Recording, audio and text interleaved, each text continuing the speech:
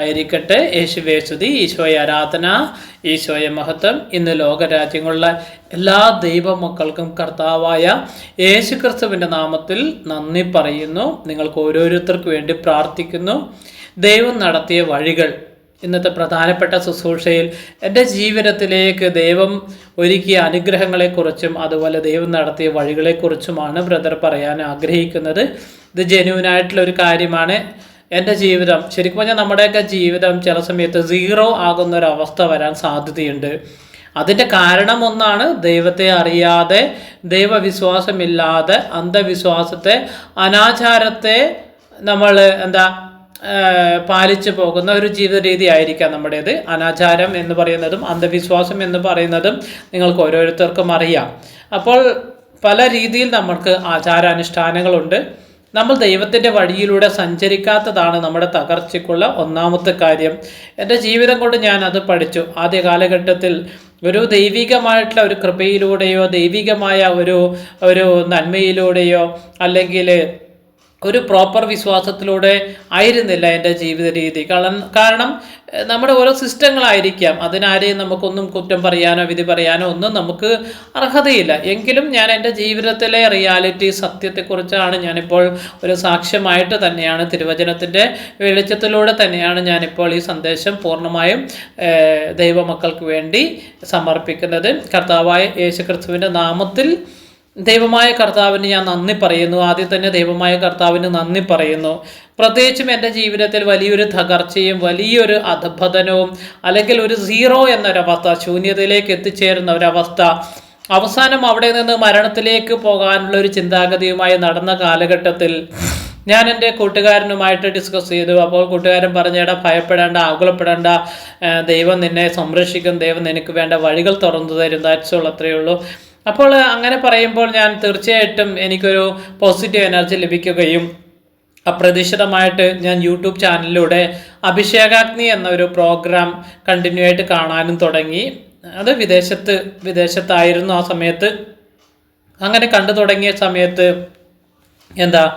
പെട്ടെന്ന് എനിക്ക് തോന്നി, ഇവിടെ പല അത്ഭുതങ്ങളും അടയാളങ്ങളും ദൈവം നടത്തുന്നുണ്ടല്ലോ, ജീവിതത്തിൽ ഒരു തവണയെങ്കിലും എനിക്ക് അവിടെ പോയി ഒന്ന് പ്രാർത്ഥിക്കണം, ഒരു ധ്യാനം കൂടണം എന്നൊക്കെ ഒരു ആഗ്രഹമുണ്ടായിരുന്നു. പക്ഷേ ജീവിതത്തിൽ വൻ തടസ്സമായിരുന്നു. നാട്ടിലേക്ക് വരുമ്പോൾ തന്നെ എൻ്റെ ജീവിതത്തെ ഏറ്റവും കൂടുതൽ അടിച്ചു തകർക്കുന്ന രീതിയിലുള്ള പ്രതിസന്ധികളും പ്രയാസങ്ങളും, അതുപോലെ ഒറ്റപ്പെടൽ, അതുപോലെ തന്നെ ഒറ്റപ്പെടൽ മാത്രമല്ല, എൻ്റെ ബാങ്ക് അക്കൗണ്ട് എല്ലാം സീറോ ആക്കിയൊരവസ്ഥയിലേക്ക് എൻ്റെ ജീവിതം പോയി. ഞാൻ ജോലി ചെയ്തു, കഠിനാധ്വാനം ഒക്കെ ചെയ്തു, പക്ഷെ പറഞ്ഞിട്ട് കാര്യമില്ല, എല്ലാ സമ്പാദ്യവും നഷ്ടപ്പെട്ടു പോയൊരവസ്ഥ, സീറോ എന്ന ലെവലിലേക്ക് എത്തിച്ചേർന്നു. എൻ്റെ ജോലിയൊക്കെ റിസൈൻ ചെയ്തിട്ട് ഞാൻ നാട്ടിലേക്ക് വന്നു. പക്ഷേ ജീവിതത്തിലെല്ലാം തകർന്നു തരിപ്പടമായി, എല്ലാവരും ശത്രുക്കളായി മാറുന്നൊരവസ്ഥ. പക്ഷേ അതിൻ്റെ കാരണം നമ്മുടെ അറിവില്ലായ്മയും ദൈവത്തെ അറിയാത്ത ജീവിത രീതിയും തന്നെയാണ് ഞാൻ പറയുന്നു. അങ്ങനെ ഇരിക്കുന്ന സമയത്താണ് എനിക്ക് പെട്ടെന്ന് അട്ടപ്പാടിയിൽ ഷെഹ്യോൻ ധ്യാനകേന്ദ്രത്തിലേക്ക് പോകണം എന്നൊരു ആഗ്രഹം ദൈവം ഒരുക്കെത്തുന്നു. അങ്ങനെ ഞാൻ ആ ഷെഹ്യോനിലേക്ക് വിളിച്ചു. പക്ഷെ ധ്യാനത്തിന് ഡേറ്റ് കിട്ടിയിട്ടില്ല. ആ സമയത്തൊക്കെ 2018 കാലഘട്ടത്തിലൊക്കെ ഭയങ്കര തിരക്കും കാര്യങ്ങളൊക്കെയാണ്. അവിടെ ഒരു ധ്യാനം കൂടുക എന്ന് പറയുമ്പോൾ ഒരു ഹൈ റിസ്ക് ആണ്, ഹൈ ടാസ്ക് ആണ്. ബുക്കിങ്ങോ കാര്യങ്ങളോ ഒന്നും കിട്ടില്ല. പക്ഷെ അപ്രതീക്ഷിതമായിട്ട് ദൈവത്തിൻ്റെ വലിയ അത്ഭുതം എന്ന് പറയണം. അങ്ങനെ 2018 എനിക്ക് അവിടെ ഒരു 5 ദിവസത്തെ ധ്യാനം കൂടാൻ പരിശുദ്ധാത്മാവ് അവസരം തന്നു. ആ ധ്യാനത്തിലൂടെ ജീവിതത്തിലേക്ക് ഒരുപാട് കാര്യങ്ങൾ, എനിക്കറിയാത്ത എൻ്റെ അന്ധകാര ശക്തിയെ തമ്പുരാൻ നീക്കി പ്രകാശം തന്ന് അനുഗ്രഹിച്ചു. അപ്പോൾ അന്ന് ഞാൻ ദൈവത്തോട് പറഞ്ഞു, ദൈവമേ, എനിക്ക് ജീവിക്കാൻ ഇനി ഒന്നുമില്ല, ഞാൻ ഇനി എങ്ങോട്ട് പോകും, എന്ത് ചെയ്യും, എങ്ങനെ ജീവിക്കും എന്ന് ചോദിച്ചു. അപ്പോൾ പരിശുദ്ധാത്മാവ് എൻ്റെ കൈകളിലേക്ക് വിശുദ്ധ ഗ്രന്ഥം തന്നു. പരിശുദ്ധാത്മാവ് തന്ന ഒരു വ്യക്തിയോ പ്രസ്ഥാനങ്ങളോ ഒന്നുമല്ല. പരിശുദ്ധാത്മാവ് എൻ്റെ ഉള്ളിൽ നിന്ന് ടെൻഡൻസി തന്നു. ബുക്ക് സ്റ്റാളിൽ പോകാൻ പറഞ്ഞു. ഞാൻ പോയി. എന്നോട് പറഞ്ഞു ഒരു വിശുദ്ധ ഗ്രന്ഥം വാങ്ങിക്കാൻ പറഞ്ഞു. ഞാൻ വാങ്ങിച്ചു. അത് കഴിഞ്ഞ് പരിശുദ്ധാത്മാവ് ഒരു സന്ദേശം കൂടി തന്നു, ഒരു കൊന്തയും കൂടി വാങ്ങിച്ചോളാൻ പറഞ്ഞു. അങ്ങനെ ഈ 2 വസ്തുക്കളുമായിട്ട് ഞാൻ എൻ്റെ ജീവിതത്തിലെ ആദ്യത്തെ യാത്ര തുടങ്ങി. വിശുദ്ധ ഗ്രന്ഥം തന്നെയാണ്. അപ്പോൾ ആ വിശുദ്ധ ഗ്രന്ഥത്തിലെ ബൈബിൾ വചനങ്ങളൊക്കെ വായിക്കാനും ധ്യാനിക്കാനും തുടങ്ങി. ദൈവത്തെ ആരാധിക്കാൻ തുടങ്ങി, ദൈവത്തെ മഹത്വപ്പെടുത്തുവാൻ തുടങ്ങി. എല്ലാ അഭിമാനവും എല്ലാ ഈഗോയും ഒക്കെ ഒഴിവാക്കി എൻ്റെ പുറംകുപ്പായം എടുത്തു മാറ്റി എൻ്റെ അകംകുപ്പായം ദൈവകരങ്ങളിലേക്ക് ഞാൻ ഏൽപ്പിച്ചു. അതാണ് ഹൃദയവിശുദ്ധി. ദൈവത്തോട് അനുദപിച്ച് പ്രാർത്ഥിക്കാൻ തുടങ്ങി. എൻ്റെ ജീവിതത്തിൽ ജീവിതത്തിൽ പറ്റിപ്പോയ എല്ലാ കാര്യങ്ങളെക്കുറിച്ച് അനുതാപത്തോടു കൂടി പ്രാർത്ഥിക്കാൻ തുടങ്ങി. ആ പ്രാർത്ഥന പിന്നീട് എൻ്റെ ജീവിതത്തിലേക്ക് അനുഗ്രഹമായി മാറി. അതുപോലെ തന്നെ ഞാൻ കർത്താവിനോട് പറഞ്ഞു, ദൈവമായ കർത്താവേ, എൻ്റെ ജീവിതം ഇങ്ങനെയായിപ്പോയി, ഇനി ഞാൻ എന്ത് ചെയ്യണം? ജീവിക്കണോ മരിക്കണോ എന്ന് ചോദിച്ചു. പിന്നീട് ഞാൻ പറഞ്ഞു, ദൈവമായ കർത്താവേ, അങ്ങ് എൻ്റെ ജീവിതത്തിൽ പ്രവർത്തിച്ചാൽ ഞാൻ അങ്ങേക്ക് വേണ്ടി ജീവിക്കാം, അങ്ങേക്ക് വേണ്ടി ജീവിക്കാം, നമ്മൾ ദൈവത്തിന് വേണ്ടി പ്രവർത്തിക്കാം എന്ന് പറഞ്ഞാൽ ആ സമയം തന്നെ നമ്മുടെ ജീവിതത്തിൽ ദൈവമായ കർത്താവിൻ്റെ അത്ഭുതങ്ങളും അടയാളങ്ങളും നടക്കുമെന്ന് ഞാൻ ഉറപ്പ് പറയുന്നു. അങ്ങനെ ഞാൻ ജീവിതത്തിലേക്ക് തിരിച്ചു. എൻ്റെ 5 ദിവസത്തെ ധ്യാനം കഴിഞ്ഞു. എനിക്ക് യാത്ര ചെയ്യാൻ എവിടെ പോകണം, എങ്ങോട്ട് പോകണം എന്നൊരു ഒരു ടെൻഡൻസി ഇല്ല. എവിടെ പോകണം, എന്ത് ചെയ്യണം. അങ്ങനെ ഞാൻ പ്രതീക്ഷിക്കാണ്ട് തന്നെ കുറേ ദൂരം കേരളം വിട്ട് ഒരുപാട് ദൂരത്തേക്ക് ഒരു യാത്ര പുറപ്പെട്ടു. ആ യാത്ര പുറപ്പെടുന്ന ഞാൻ കർത്താവിനോട് പറഞ്ഞു, കർത്താവേ, എനിക്ക് അന്നേക്കുള്ള ആഹാരം, വസ്ത്രം, പാർപ്പിടം, 3 കാര്യം. അന്നേക്കുള്ള ആഹാരം, അതുപോലെ വസ്ത്രം, പാർപ്പിടം അങ്ങ് തരണം. തീർച്ചയായിട്ടും അത് മാത്രം എൻ്റെ ജീവിതത്തിൽ മതി, വേറെ ഒരു സമ്പാദ്യവും വേണ്ട എന്ന് പറഞ്ഞ് തമ്പുരാനോട് പറഞ്ഞ് ഞാൻ യാത്ര തുടങ്ങി. അപ്പോൾ കർത്താവ് എനിക്ക് തന്ന വചനം ഇതാണ്. മത്തായിയുടെ സുവിശേഷം 6-ാം അധ്യായം 33-ാം തിരുവചനം. നിങ്ങൾ ആദ്യം അവിടുത്തെ രാജ്യവും അവിടുത്തെ നീതിയും അന്വേഷിക്കുക, അതോടൊപ്പം മറ്റുള്ളവയെല്ലാം നിങ്ങൾക്ക് ലഭിക്കും. അങ്ങനെ ഞാൻ ഈ വചനം വിശ്വസിച്ച് മുന്നോട്ട് യാത്ര തുടങ്ങിയ സമയത്ത് ഞാൻ പറഞ്ഞു, തമ്പുരാനെ, എനിക്ക് എൻ്റെ കയ്യിൽ സമ്പാദ്യമായിട്ടൊന്നുമില്ല, ഞാൻ എങ്ങനെ ജീവിക്കും, ഞാൻ എങ്ങനെ മുന്നോട്ട് പോകും? എനിക്കാണെങ്കിൽ ഒരു തൊഴിൽ ചെയ്യാനുള്ള ടെൻഡൻസി ഇല്ല. എൻ്റെ ജീവിതത്തിൽ ഒരു അന്ധകാരം പോലെയാണല്ലോ ജീവിതം. ഇനി എങ്ങനെ ഞാൻ മുന്നോട്ട് പോകുമെന്ന് ചോദിച്ചു. അപ്പോൾ കർത്താവ് എനിക്ക് തന്ന തിരുവചനമാണ് മത്തായി 6-ാം അധ്യായം 26-ാം തിരുവചനം. മത്തായി 6:26. ആകാശത്തിലെ പക്ഷികളെ നോക്കുവിൻ, അവ കൊയ്യുന്നില്ല, കളപ്പുരയിൽ ശേഖരിക്കുന്നുമില്ല, എങ്കിലും നിങ്ങളുടെ സ്വർഗസ്നായ പിതാവ് അവയെ തീറ്റിപ്പോറ്റുന്നു. അവയേക്കാൾ എത്രയോ വിലപ്പെട്ടവരാണ് നിങ്ങൾ.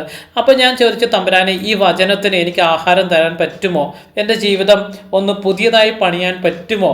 എൻ്റെ ജീവിതം ക്രമീകരിക്കാൻ സാധിക്കുമോ എന്ന് ഞാൻ ദൈവത്തോട് ചോദിച്ചു. അപ്പോൾ പരിശുദ്ധാത്മാവ് എൻ്റെ ഹൃദയത്തിൽ നിന്ന് തന്നൊരു സന്ദേശം ഇതാകുന്നു: നീ വിശ്വസിക്കുന്നു എങ്കിൽ നിൻ്റെ ജീവിതത്തിൽ ഈ 2 വചനവും പ്രവർത്തിക്കുക തന്നെ ചെയ്യും. അതുപോലെ തന്നെ എൻ്റെ ജീവിതത്തിൽ ഭയം എന്ന വലിയൊരു അസ്വസ്ഥതയുണ്ടായിരുന്നു. ഭയം, എല്ലാത്തിനെയും ഭയപ്പെടുന്ന ഒരു വ്യക്തി, എല്ലാത്തിനെയും ഭയപ്പെട്ട് ജീവിക്കുന്ന ഒരു ജീവിത രീതിയൊക്കെ ആയിരുന്നു എൻ്റെ ജീവിതത്തിലെ പഴയ കാലഘട്ടത്തിൽ. അപ്പോൾ ഞാൻ കർത്താവിനോട് ചോദിച്ചു, കർത്താവേ, എൻ്റെ ജീവിതത്തിലെ ഈ ഭയം, ആകുലത, അസ്വസ്ഥതകൾ മാറാൻ. അപ്പോൾ യേശയ്യ 41:10 എന്ന വചനം തന്ന്, ഭയപ്പെടേണ്ട, ഞാൻ നിന്നോട് കൂടെയുണ്ട്, സംഭ്രമിക്കേണ്ട, ഞാനാണ് നിന്റെ ദൈവം, ഞാൻ നിന്നെ ശക്തിപ്പെടുത്തുകയും സഹായിക്കുകയും ചെയ്യും, എൻ്റെ വിജയകരമായ വലത് കൈകൊണ്ട് ഞാൻ നിന്നെ താങ്ങി നിർത്തും. തമ്പുരാൻ്റെ വചനം എത്ര സത്യമാണ്! ഞാൻ അത് വിശ്വസിച്ചു. അതിനുശേഷം എൻ്റെ ജീവിതത്തിലുണ്ടായ മാറ്റങ്ങൾ പറഞ്ഞറിയിക്കാൻ പറ്റാത്തൊരു യാഥാർത്ഥ്യമാണ്. 3 വർഷം തമ്പുരാന് വേണ്ടി പല കാര്യങ്ങളിലേക്ക് പല സംസ്ഥാനത്ത് അലഞ്ഞു തിരിഞ്ഞ് നടന്നു. പിന്നീട് 2020 ഒരു പ്രോപ്പർ പ്ലേസ് തമ്പുരാൻ തന്നു. പിന്നീട് അവിടെ നിന്ന് എനിക്ക് ഒരുപാട് മാറ്റങ്ങളും ഉയർച്ചയും അഭിവൃദ്ധിയും സമാധാനവും സന്തോഷവും ഐശ്വര്യവും എൻ്റെ ദൈവമായ കർത്താവ് ഒരുക്കി തന്നു. കർത്താവിൻ്റെ ജോലി തീർച്ചയായിട്ടും കർത്താവിനോട് ഞാൻ പറഞ്ഞ വാഗ്ദാനം ഞാൻ ഇന്നും പാലിക്കുന്നു. 2018 മുതൽ 2026 വരെ ദൈവശുശ്രൂഷ, ദൈവവചനം പല ദൈവമക്കൾക്ക്, അറിവില്ലാത്ത ദൈവത്തെ അറിയാത്ത മക്കളെ ചേർത്ത് പിടിക്കുകയും അവർക്ക് ദൈവവചനവും ദൈവസന്ദേശവും കൊടുക്കുവാനും അവരെ നന്മയിലേക്ക് എത്തിക്കുവാനും കരുണയിലേക്ക് എത്തിക്കുവാനും ഒക്കെ അവസരം പരിശുദ്ധാത്മാവായ ദൈവം തന്നു. കാരണം ഞാൻ എൻ്റെ ജീവിതത്തിൽ ദൈവത്തിന് വേണ്ടി 3 കാര്യം ചെയ്യുന്നുണ്ട്. 1, ദൈവവിശ്വാസം, പ്രാർത്ഥന, ആരാധന. അതുപോലെ കർത്താവ് പഠിപ്പിച്ച കാര്യം കരുണ ചെയ്തുകൊണ്ട് ദൈവത്തെ പ്രീതിപ്പെടുത്തുക, ദൈവാരാധന. അതുപോലെ തന്നെ എല്ലാ കൂദാശയ്ക്കും പ്രാധാന്യം കൊടുത്തു, വിശുദ്ധ ഗ്രന്ഥത്തിന് 1-ാം സ്ഥാനം കൊടുത്തുകൊണ്ട്, ദൈവത്തെ 1-ാം സ്ഥാനം കൊടുത്തുകൊണ്ട്, ദൈവദാസന്മാർക്ക് വിലയും നിലയും പ്രാധാന്യം കൊടുത്തുകൊണ്ട് ആ ഒരു ദൈവവിശ്വാസത്തോടു കൂടി മുന്നോട്ട് പോകാൻ തമ്പുരാൻ അവസരം തന്നു. അതിന് ഞാൻ ദൈവത്തോടും അതുപോലെ ദൈവത്തിൻ്റെ മക്കളോട് ഞാൻ നന്ദി പറഞ്ഞ് പ്രാർത്ഥിക്കുന്നു. കർത്താവ് തന്ന വലിയൊരു അത്ഭുതമാണ് എൻ്റെ ജീവിതം. കാരണം ശരിക്കും പറഞ്ഞാൽ 2-ാം ജന്മമാണ് എൻ്റെ ജീവിതം. ഞാൻ ആദ്യത്തെ മനുഷ്യൻ മരിച്ചുപോയി, ആത്മാവിൽ മരിച്ചുപോയി, ശരീരം മാത്രമേ ഉണ്ടായിരുന്നുള്ളൂ. പക്ഷെ പിന്നീട് കർത്താവ് ആത്മാവും ശരീരവും തന്നു, പുതിയ ആത്മാവിനെ തന്നു, പുതിയ ശരീരത്തെ തന്നു, പുതിയ പ്രവൃത്തിയെ, പുതിയ എല്ലാം പുതുത് തന്ന് എന്നെ മുന്നോട്ട് ജോബിൻ്റെ പുസ്തകത്തിൽ എൻ്റെ ജീവിതത്തിലേക്ക് ഞാൻ പോകുമ്പോൾ ജോബിൻ്റെ പുസ്തകമാണ് പരിശുദ്ധാത്മാവ് എനിക്ക് ആദ്യ കാലഘട്ടത്തിൽ കാണിച്ചു തന്നത്. അപ്പം ഞാൻ അത് എടുത്ത് വായിച്ചു. 100% അതുപോലെ തന്നെ ആയിരുന്നു എൻ്റെ ജീവിതം. കാരണം ദൈവത്തിൻ്റെ ആ ഒരു വലിയ അത്ഭുതം എൻ്റെ ജീവിതത്തിൽ നടന്നു. പരിശുദ്ധാത്മാവിൻ്റെ വലിയ പ്രവർത്തനം ഘട്ടം ഘട്ടമായി എൻ്റെ ജീവിതത്തിൽ ദൈവം വർഷിച്ചു കൊണ്ടേയിരുന്നു. ഞാൻ ഇന്ന് സന്തോഷവാനാണ്. ദൈവനാമത്തിൽ ഞാൻ നിങ്ങളോട് എല്ലാവരോടും നന്ദി പറയുന്നു. ഇതിലൊരു വ്യത്യാസവുമില്ല. ഇതെല്ലാം സത്യമാകുന്നു. ജീവിതത്തിൽ നമുക്ക് സഹനങ്ങളും ത്യാഗങ്ങളും ഒറ്റപ്പെടലുകളും ഉണ്ടാകും. അപ്പോൾ നമ്മുടെ ദൈവത്തെ 100% സ്നേഹിക്കുക. നമ്മുടെ ദൈവമാണ് നമ്മളെ സംരക്ഷിക്കേണ്ട ദൈവം. ആ കർത്താവ് ജീവിക്കുന്ന ജീവനുള്ള ദൈവമാണ്. എന്നെ സഹായിക്കാമെങ്കിൽ നിങ്ങളെല്ലാവരെയും ആ തമ്പുരാനെ സഹായിക്കാൻ സാധിക്കും. നമ്മൾ ദൈവത്തിന് വില കൊടുക്കണം. ദൈവിക കാര്യത്തിന് ഒന്നാം സ്ഥാനം കൊടുക്കണം. ദൈവം എവിടെയാണ് വിളിച്ചത് അവിടെ സന്തോഷത്തോടു കൂടി പോവുക. ദൈവ കൽപ്പനകൾ പാലിക്കുക, ദൈവവചനം പാലിക്കുക. നിങ്ങളെല്ലാവരും ദൈവത്താൽ അനുഗ്രഹിക്കപ്പെട്ടവരായിരിക്കട്ടെ. ശിവ ആരാധന. ശിവ